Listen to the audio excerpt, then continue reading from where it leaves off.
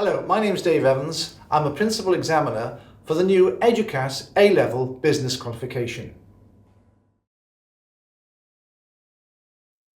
Educas is the new brand from WJEC to provide reformed GCSE and A-Level qualifications in England.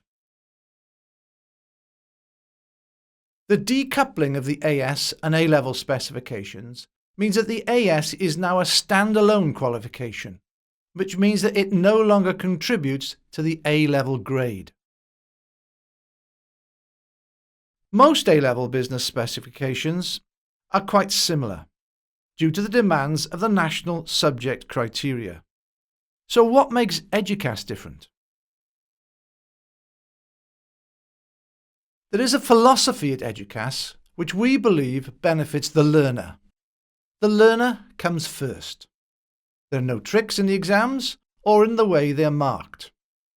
Mark schemes will not be over-prescriptive and will allow a degree of flexibility.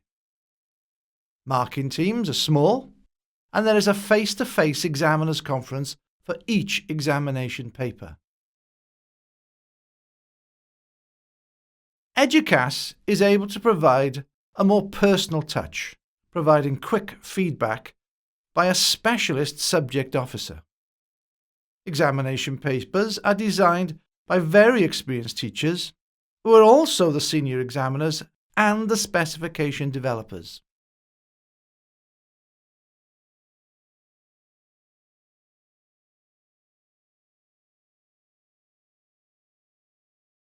The new Educas A-Level in Business consists of 3 components. Each component will be examined in 2 hours and 15 minutes. In addition, each component is equally weighted.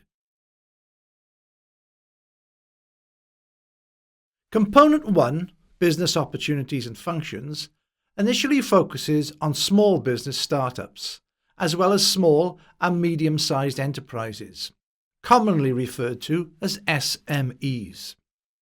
The Functions element builds upon business opportunities and encompasses all sizes of business organisation, from the one-person business right up to the huge multinational companies.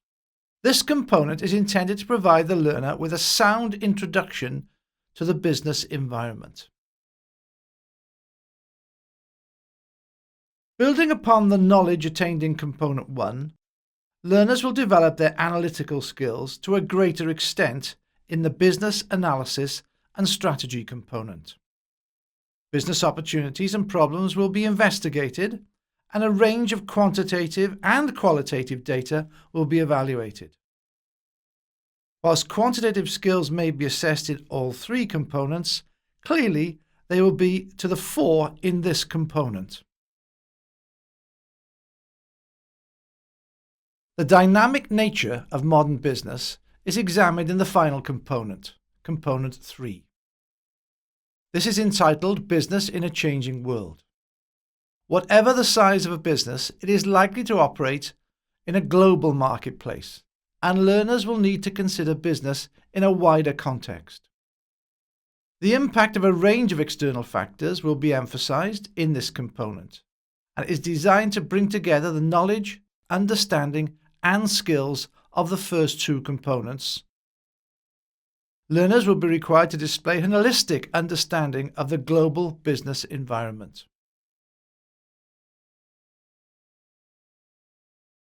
The assessment of Component 1 consists of 2 sections.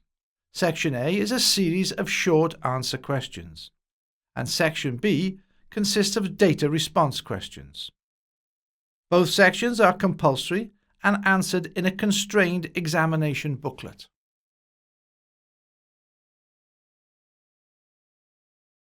Component 2 is also answered in a constrained examination booklet, and all questions are compulsory.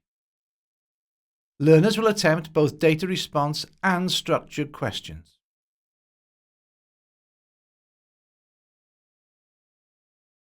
Component 3 is not answered using a constrained examination booklet. Whilst Section A consists of compulsory questions based on a case study, Section B is an element of choice, allowing the candidate to choose one of 3 synoptic essays.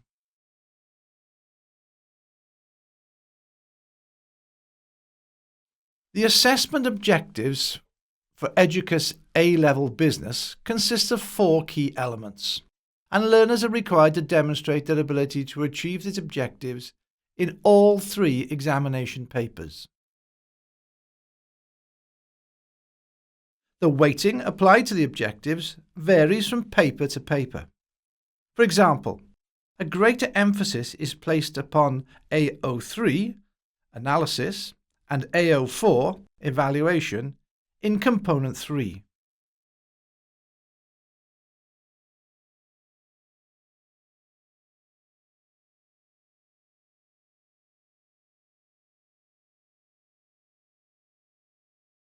Here's an extract of a typical question from Section B of Component 1. A short scenario is provided, and the learners are required to respond, in this case, to a question which involves 3 assessment objectives. The mark scheme clearly indicates where the marks are to be allocated with the use of a structured grid.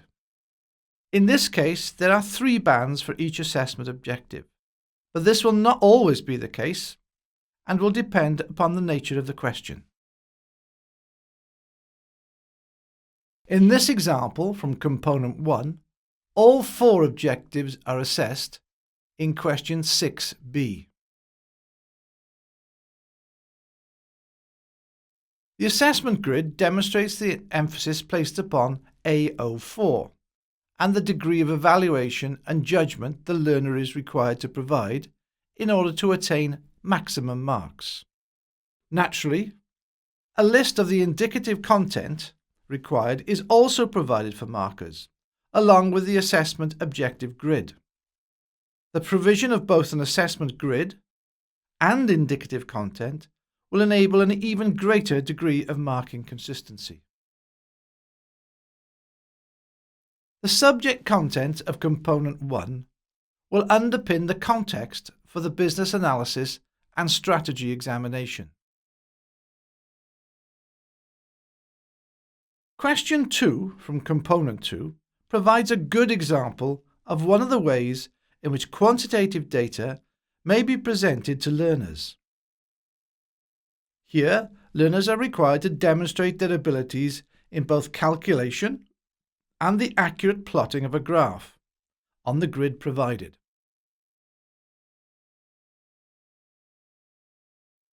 Question 3 in Component 2 assesses all 4 objectives with the emphasis on analysis and evaluation. Again, the grid pinpoints where the marks are to be allocated and clearly indicates what is required of the learner to reach Band 3 in all 4 assessment objectives. The indicative content provided dovetails with the assessment grid to give a clear indicator of what the examiner requires of the learner. All A-level subject content is assessed in the final Component 3. Just as the challenging nature of the questions increased from Component 1 to Component 2, so it is from Component 2 to Component 3. The case study is assessed using a variety of questions, with the emphasis on analysis and evaluation, in questions 1C, 1D, and 1E. Section B of the component offers the learner a choice of 1 out of 3 essay questions. Each essay consists of 2 elements. Part A places the emphasis largely, but not entirely, on assessment objectives AO1 and AO2.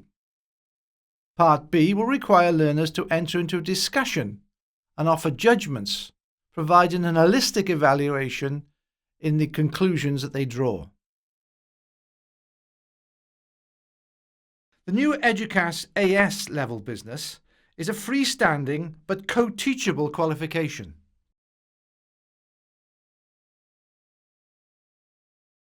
The structure consists of 2 components: business opportunities and business functions. The content is exactly the same as Component 1 for the full A level. Component 1 comprises 40% of the qualification and Component 2 60%. Both examinations will be sat utilising constrained examination booklets. Clearly, there is a greater emphasis placed on assessment objectives AO1 and AO2. But an ability to analyse and evaluate is still a key requirement.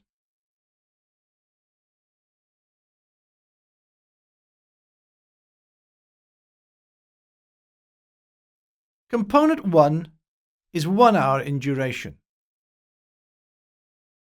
Question 2, based on a new partnership, requires knowledge, application and analysis, and indicates the straightforward nature of the questions in this component.